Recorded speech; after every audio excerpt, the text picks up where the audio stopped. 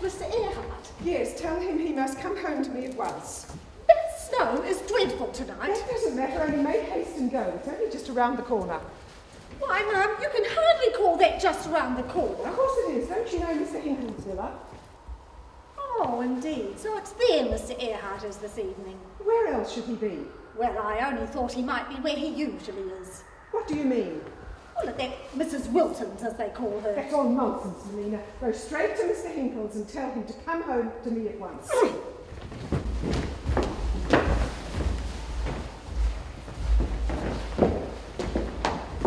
What is this? What does he want down here in my room?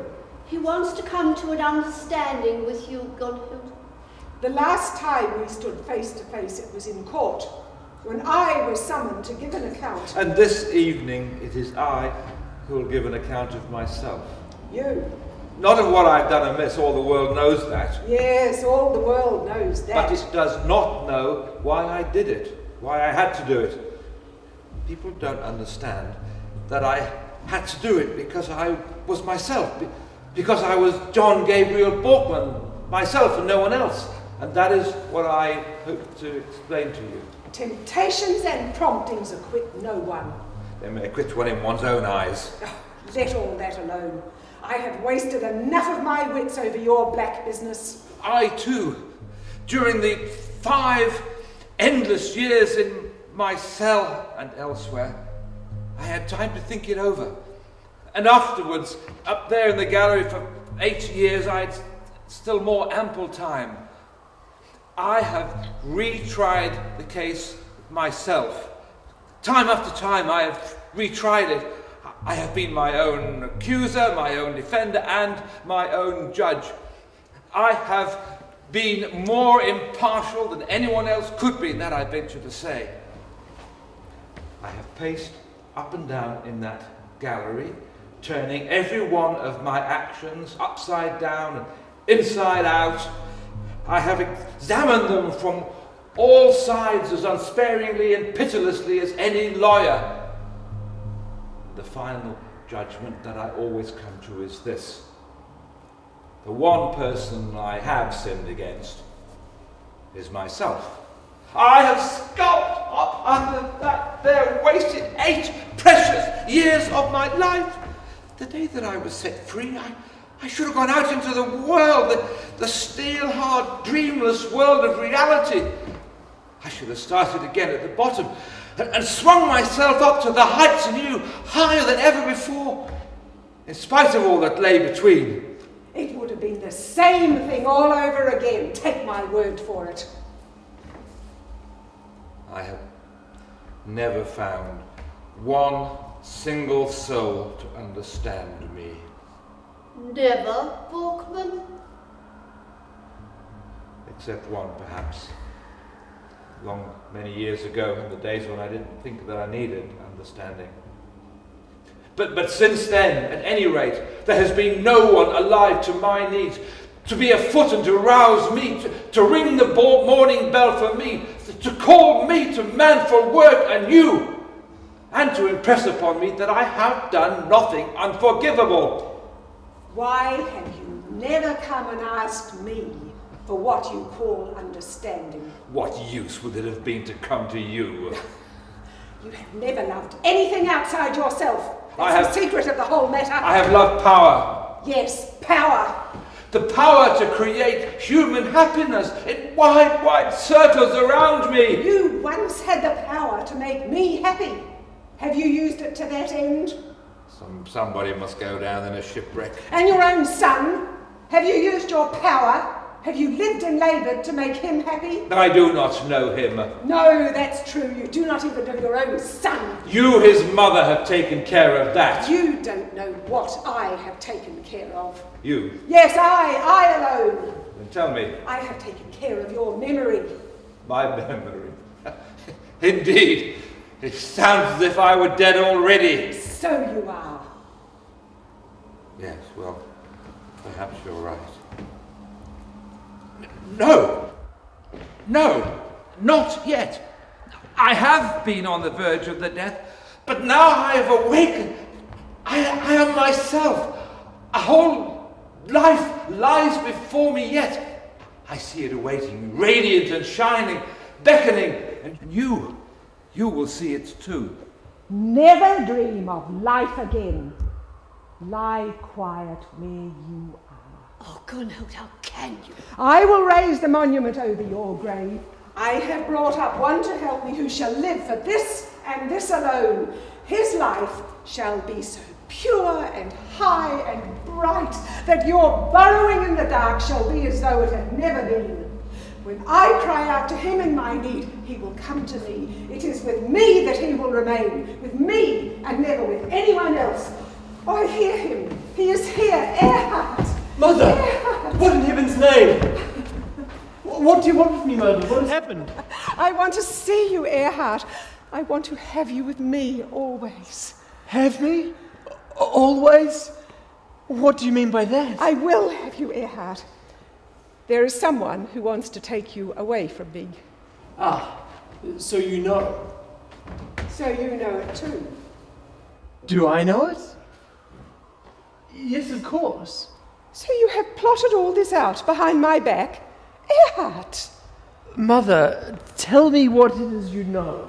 I know everything. I know that your aunt has come here to take you from me. Oh, tell me. I know that she wants to stand in your mother's place to you, that she wants you to be her son and not mine from this time forward. She wants you to inherit everything from her and to forsake your own name and take hers instead. I tell her, is this true? Yes, it is true. I knew nothing of this. Why do you want to have me with you again? Because I feel I am losing you here, Yes, Erhart. you are losing him to me, and that is just as it should be.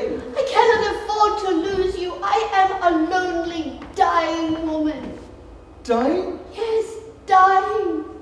Will you come with me and be with me to the end? Be to me as though you were my own child. And forsake your mother, and perhaps your mission in life. Will you, Erhart? Answer me, Erhart. I tell her. I am condemned to death. I tell her, you have been unspeakably good to me. With you, I grew up in as perfect happiness as any boy can ever have known. Oh, thank you. Oh, I'm so glad you can still say that. But I cannot sacrifice myself to you. I knew it. You shall not have him, Ella. Erhart, dear, we two still have a long way to go together, have we not? Mother, I may as well tell you plainly. What? I'm afraid it is only a very little way you and I can go together. What do you mean, Erhart? Good heavens, Mother! I'm young after all. I feel as if this room is suffocating me.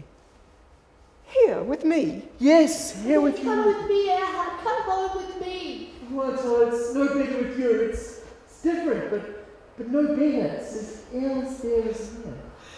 Airless in your mother's room, you say? Yes, I don't know how else to express it.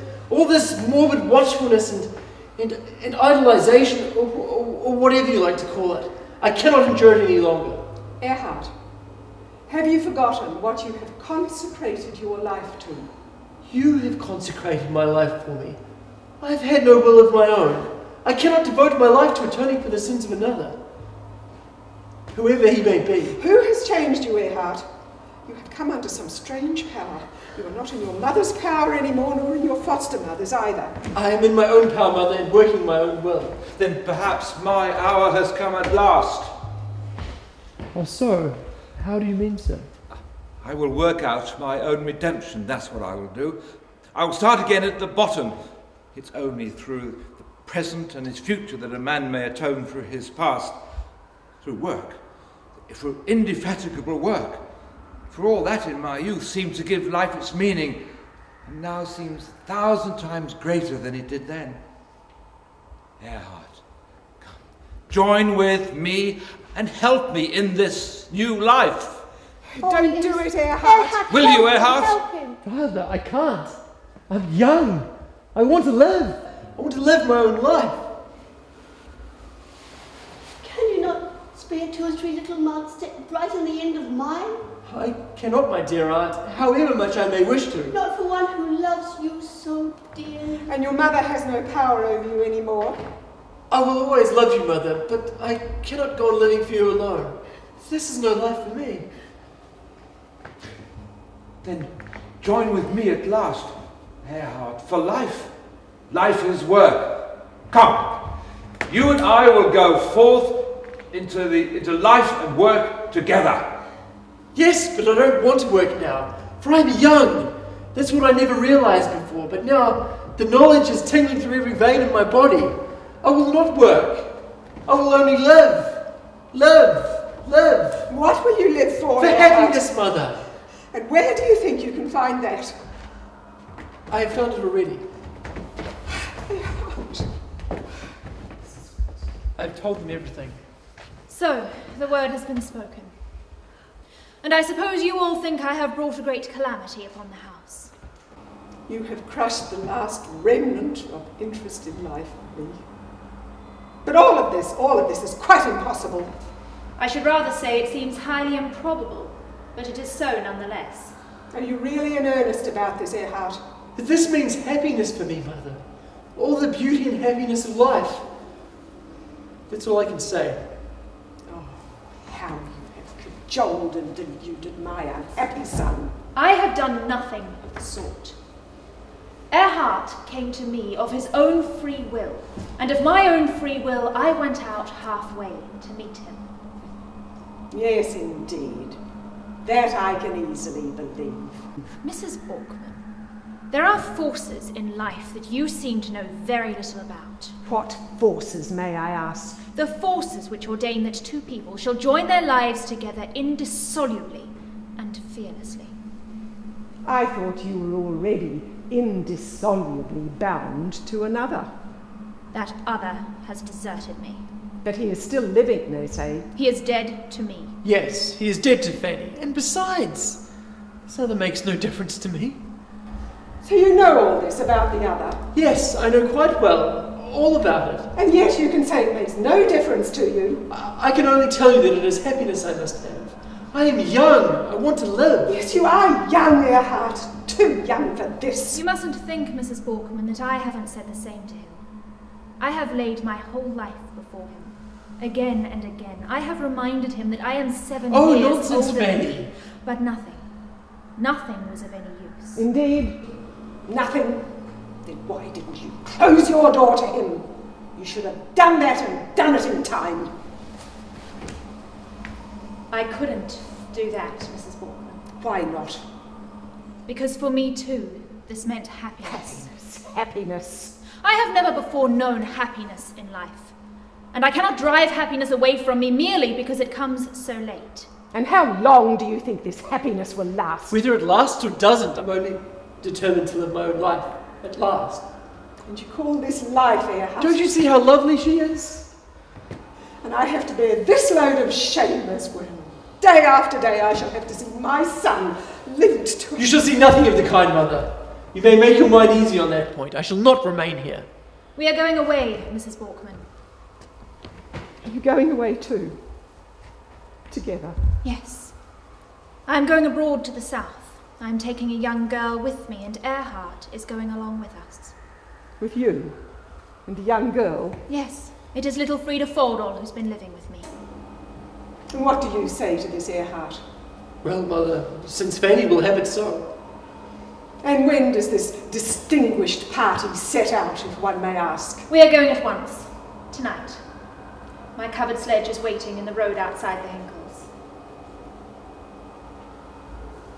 So that is what the party meant. Yes. Erhart and I were the whole party. And little Frida, of course. And where is she now? She is sitting in the sledge, waiting for us. Mother, surely you can understand. I would have spared you all of this.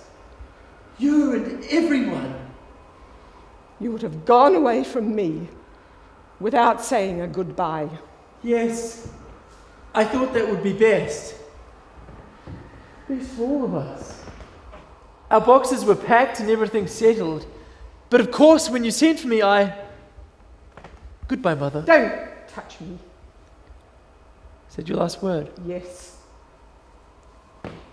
Goodbye to you then, Aunt Goodbye, Erhart. Live your life. and be happy as ever you can. Thanks, Aunt. Goodbye, Father. Let's get out of here. The sooner the better. Yes, let's. Mrs. Wilton, do you think you are acting quite wisely in taking that girl with you? Men are so unstable, Mrs. Borkman. Women too.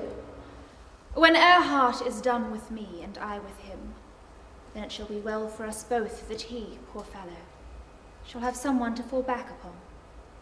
But you, yourself, Oh, I shall know what to do, I assure you. Goodbye to you all. Childless. Then out into the storm alone. My cloak. Where are you going, John? Out into the storm of life, I tell you. I Let won't me go, let Ella. you go. You look ill. I can see it in your face. Let me go, I tell you. Help me, God, help! No. Let them go away from me. Both the one and the other. As far as they wish.